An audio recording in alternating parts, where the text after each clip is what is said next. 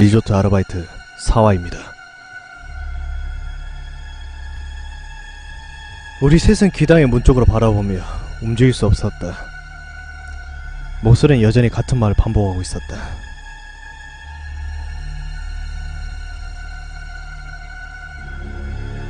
비, 주먹밥집 만들어 왔어요. 그러더니 급기야 귀당의 문이 덜컹덜컹하고 흔들리기 시작했다. 억지로 열고 들어오려는 것이다. 난 순간적으로 머리가 바빠졌다. 만약 문이 열리면 어떡하지? 안으로 들어오면 곧바로 도망쳐야 하나. 다들 본당에 있을 거라고 했으니까 일단 본당까지만 도망치면 안전한가. 근데 본당이 언제지? 하며 여기서 어떻게 도망칠지만 생각하고 있었다. 문 밖에서 너무 이제 하면서 문에다 몸을 들이받고 있었다. 여전히 똑같은 말을 되풀이하면서 비, 주먹밥집 만들어 왔어요. 어서오세요. 주먹밥집 만들어 왔어요. 비, 어서오세요. 주먹밥집 만들어 왔어요.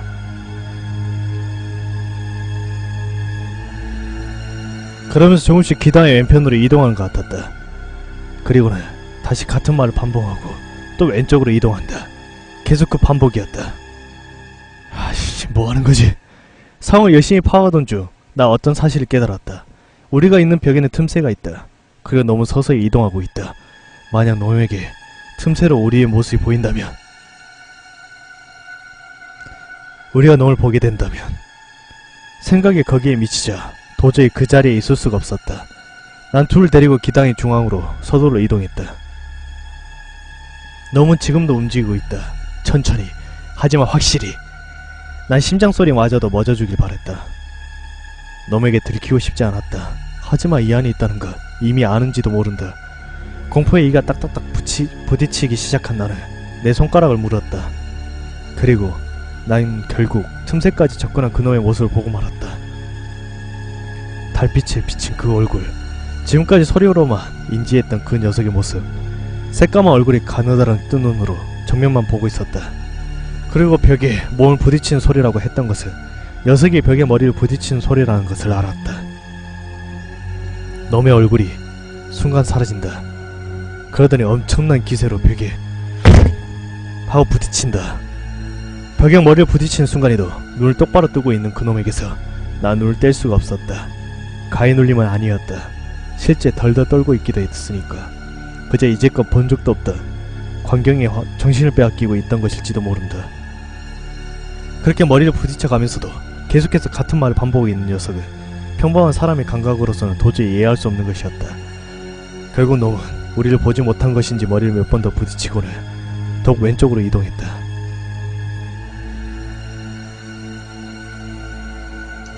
비, 주먹밥집 만들어 왔어요. 어서오세요. 주먹밥집 만들어 왔어요. 비, 어서오세요.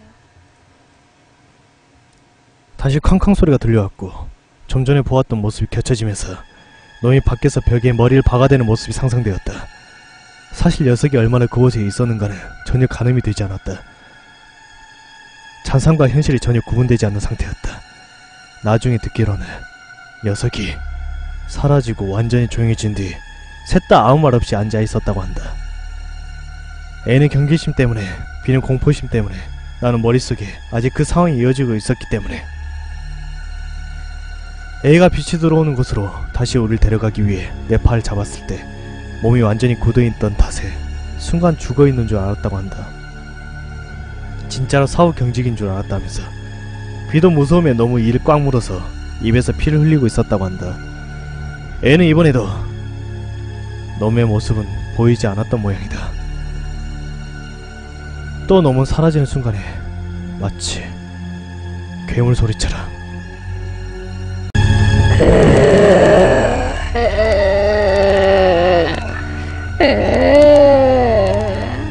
하고 개성을 질렀다고 한다. 그건 A 혼자 들었다. 그 후에도 녀석이 한 번 더 나타나는 바람에 우린 긴장을 늦출 수가 없었다. 가만히 고개를 숙인 채로 버티면서 서로 눈을 마주치는 일도 없었다. 비는 소변을 어떻게 해도 처리하지 못하고 그냥 싸고 말았지만 나와 A는 그것이 아무렇지 않았다. 밤이 그렇게 길게 느껴진 것은 처음이었다. 그렇게 서로의 초췌해진 모습을 본 것도 보인 것도 사람이 아닌 것을 직접 본 것도 모든 것이 선명하게 지금껏 기억 속에 남아있다. 귀당에 빛이 새어 들어오면서 날이 밝았다는 것을 알았지만 우린 얼굴을 들지 못하고 계속 그렇게 앉아있었다.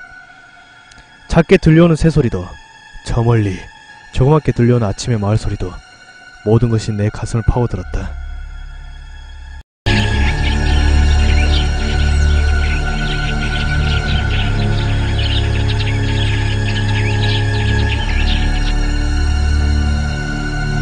여기서 정말 살아나갈 수가 있을까?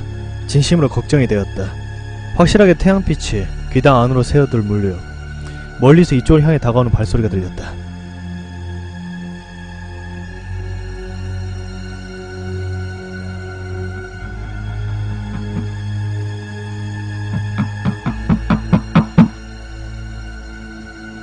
우린 또다시 긴장감에 몸을 움츠렸다.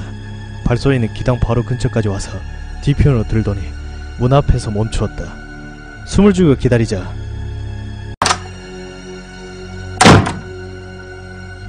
소리가 나고 문이 열렸다. 그곳에 서있던 것은 승려였다. 승려는 우리를 보고 곧 울듯한 얼굴로 말했다. 잘 견디셨습니다. 난 그 순간에 승려의 눈을 아마 평생 잊을 수가 없을 것이다. 정말로 마음을 감싸주는 눈이었다. 난 창피하게도 다리가 풀려 움직일 수 없었고 심지어 엉엉 소리 내어 울었다. 승려는 우리의 땀과 소변으로 범벅이 된 귀당에서 주저없이 들어와서 우리를 하나하나 안아주었다. 그때 승려에게서 뭔가 그리운 기분이 드는 향냄새가 나서 우리 지금 살아있구나 하는 실감이 들었다. 난 다시 한번 어린애처럼 울었다. 한동안 그렇게 있었지만 아직 일어날 수 없었다. 그러자 승려는 아저씨들을 데려와 주었다. 양쪽으로 아저씨들의 부축을 받으며 어제 들렀던 집으로 갔다. 도중에 올라올 때 보았던 큰 절의 옆을 지나가는데 갑자기 비명소리가 났다.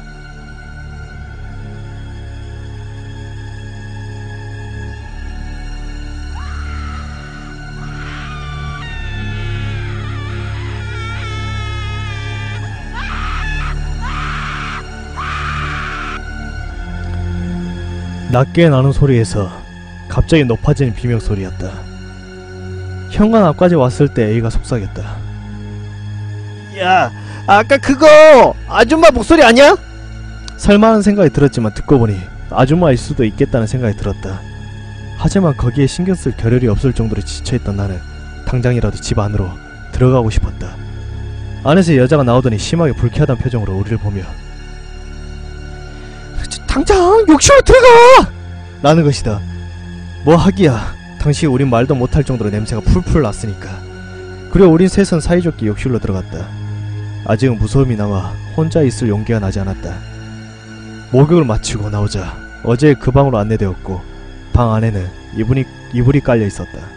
일단 잘하는 소리 같았다.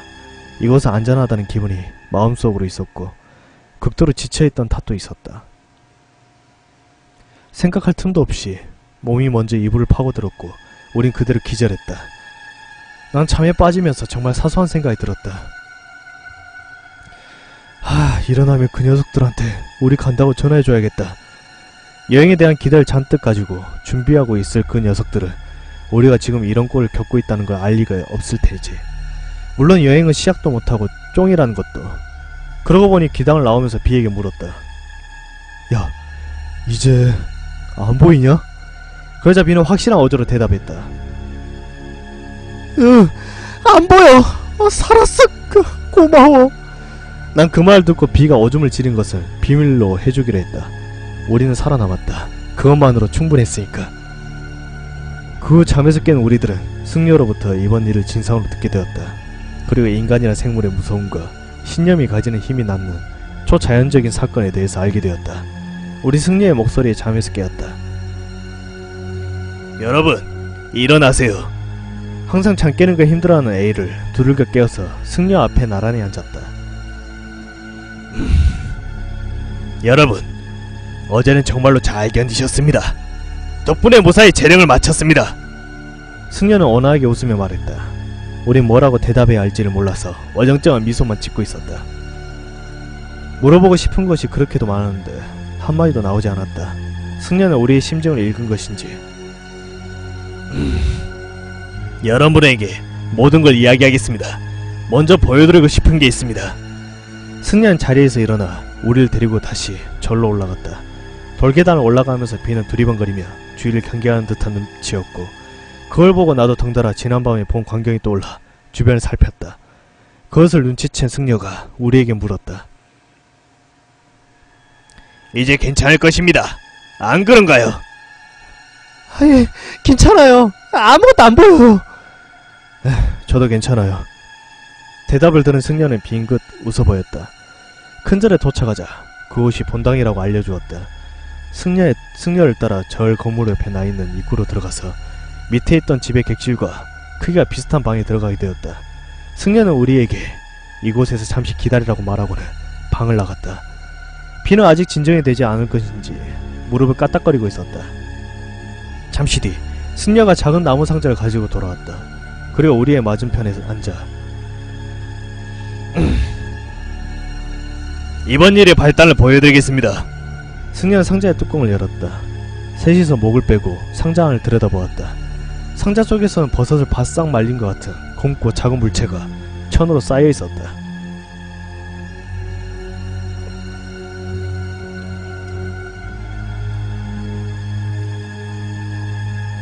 뭐야? 이게 자세히 들여다보았지만 뭔지 모르겠다. 그러다 왠지 어디서 본 것 같다는 느낌이 들었다. 난 잠시 생각하다가 확 하고 떠올랐다. 내가 어렸을 적에 엄마가 수납장의 서랍에 조심스럽게 나무 상자를 가져온 적이 있다. 그런 내용물을 내게 보여주었다. 매우 기쁜 듯한 얼굴로.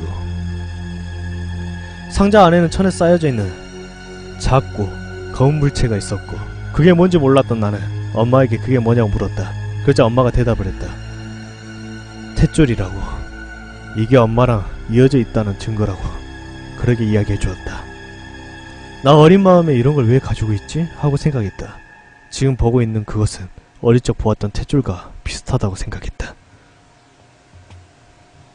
야, 이게 뭐예요? 예, 탯줄입니다. 아, 처음 보네. 난 본 적 있어. 아, 나도. 여러분, 본인께서 보여주셨나요? 간직하고 계시는 분도 많으니까요. 이 탯줄도 정말로 소중하게 보관되고 있던 것 같습니다. 우린 잠자코 승려의 이야기를 들었다. 엄마의 뱃속에서 아기는 엄마와 탯줄로 연결되어 있습니다. 요즘은 출산과 유대의 기념으로 간직하시는 분들이 많습니다. 탯줄에는 여러가지 말들이 전해지고 있는데 옛날에는 그것을 믿는 사람들도 많았습니다. 전해지는 말이요? 그렇습니다. 옛날 사람들은 그런 전설 같은 걸 아주 중요하게 생각했습니다. 요즘 세상에는 그저 미신으로 치부될 뿐이지만요. 그렇게 마을 시작한 승려는 탯줄에 대한 이런저런 이야기를 들려주었다. 아이를 지킨다는 것이 주된 의미인 것 같지만 해석은 갖가지라며 아이가 심하게 아플 때 다려서 먹이며 목숨을 구할 수 있다던가 아이에게 지니게 하며 아이의 생명을 위험에서 구해준다는 등의 말들이 있었는데 부모가 자식을 지키고 싶어하는 마음에 담겨있는 것이 공통점이었다. 우리는 그 이야기를 들으면서 하고 맥없는 반응을 했다. 승려는 호흡을 고르더니 슬며시 미소를 지었다. 이 지역의 옛날 이야기를 하나 해드리겠습니다. 이번 일에 관련된 이야기로서 들어주셨으면 합니다. 우린 고개를 끄덕였다.